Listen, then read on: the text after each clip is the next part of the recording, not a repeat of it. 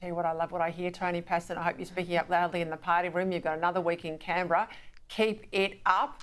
Let's go to the New South Wales Liberals. We saw what happened, obviously, yesterday, Jaimee, in Victoria.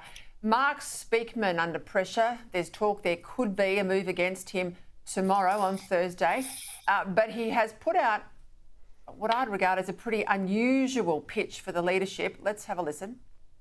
We focus so much these days on the performer and not their actual performance, especially in politics. I don't believe in showing off. I believe in showing up. I guess that means I'm a bit boring to some people, but you know what? Boring gets the job done. Delivering for the future has become a forgotten concept in politics, and Australians need that delivery more than ever.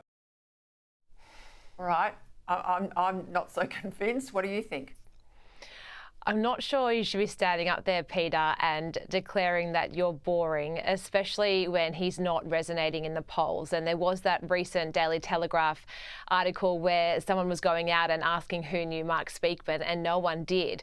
So for someone that's trying to convince his party that he is the person to take on Chris Minns, I probably wouldn't be selling myself as boring. Chris Minns is extremely charismatic. He's not doing his job, but people like him. I think when you're in politics, and especially in a leader, boring is not something that you want to be. Now, regarding tomorrow, it's going to be very interesting to see if Alister Henskens or Kellie Sloane ends up going and taking on for the leadership. It looks like Alister Henskens might do it, and then Kellie Sloane can open the door for Kellie, because I spoke to her with Jaimee on our podcast just recently, and I asked Kellie about this leadership opportunity, and she did make it very clear that she doesn't want to be the one to knife Mark in the back, because he's always been a huge supporter of hers, but she is very popular amongst the Liberal Party. I've had a lot of people write to me, Peter, throughout the past few weeks just to say how much they really liked Kellie Sloane every time they see her in the press, and think that she'd be a really good leader for the Liberals. So it's going to be interesting to see what happens tomorrow. And both Alister and Kellie, I can't say they're boring, so they'll certainly make headway in that space. Wouldn't that be interesting? And the ABC would have to sort of, grind its teeth at the terrible, terrible women's problem in the Liberal Party of 3 out of its 5 or 6 national leaders, well, 4 if you count Leah Nicchiaro, 4 are women. No quotas inside as well. Hey, talking about the ABC, all of this carry on, Tony Passon, about the fact that, say, the New South Wales Liberals are not backing net zero, nor are the Nationals, or there is talk about it that they might move, whilst you federally have walked away from net zero. I mean, 2/5 of bugger all matters about whether the states have a target. It's a national target that matters, and a national target up against any sort of global number. We know globally most of the big emitters are doing diddly squat, but this obsession about what's happening on climate change at a local council level, again, even at a state level, I think is absolutely meaningless. My message, Peter, through you to state governments right across the nation is stick to your knitting.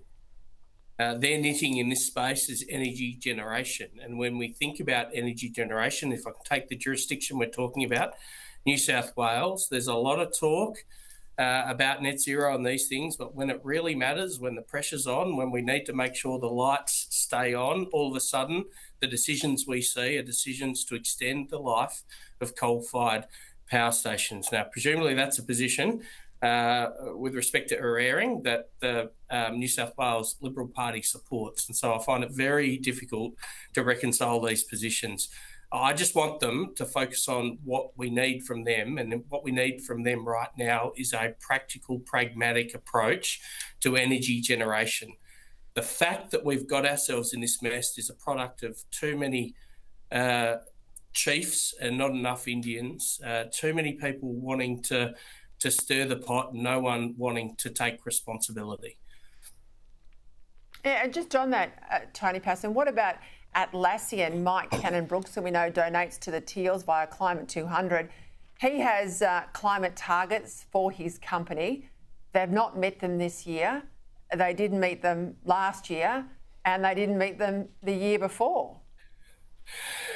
Peter, if your listeners do nothing else this evening but to grab a copy of Yoni Basham's piece in The Australian today, they must read it. I've asked all members of my staff to read it today.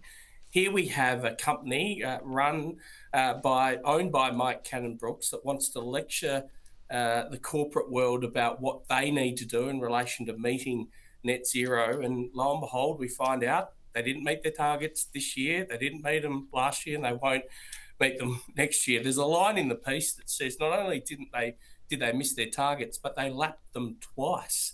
I mean, this is hypocrisy written large. It just reminds me of that maxim: do as I say. Do as I say, not as I do. Not as I do. A bit like exactly where this debate has got to.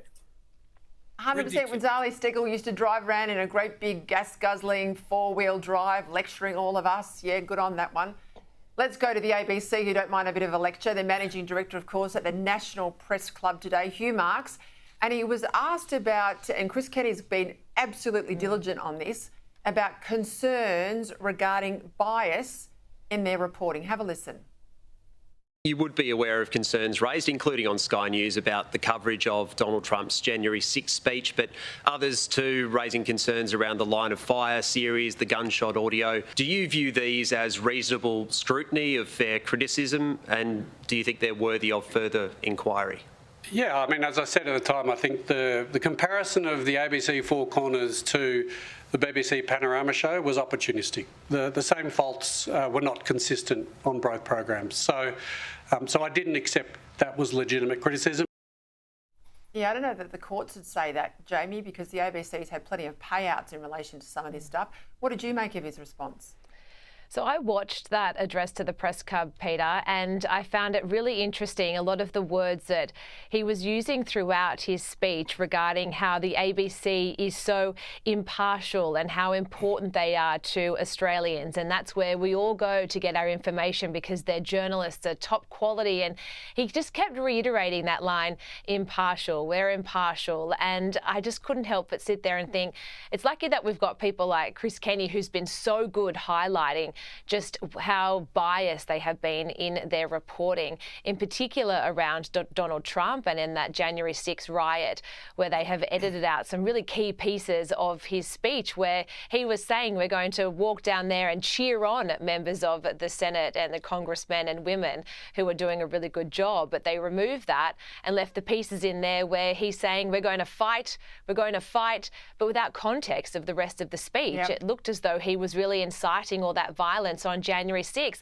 And it's worth also noting that he did say in his speech for Donald Trump that for everyone to walk peacefully to the Capitol, and all of that was removed. So I did just think it was very interesting that Mark was standing up there saying, hey, we're here, we're subject to scrutiny, we should be scrutinised, because we'll do a better job if we are. But then as soon as he's asked a question by Cam Redden, he there is just saying it was opportunistic. So I just think the whole thing just made me feel quite concerned about what's coming out of the ABC, because it was a perfect time that, hey, he's up there saying we need to own our mistakes, so go and own it and say, yeah, we made a mistake, and apologise, and then we can move on. I just reckon at the next census we give everyone the opportunity. We will pay your fee to the ABC as taxpayers. The government will pay. You just have to tick the box. If you want the ABC, you tick the box. Otherwise, we'll keep the $1 billion in our pocket. Yeah. And only those who tick it will get it for free. Everybody else will save the money. Wouldn't that be nice? Yeah. A dwindling audience would get even Great smaller. Plan. I'll leave it there. See you both soon.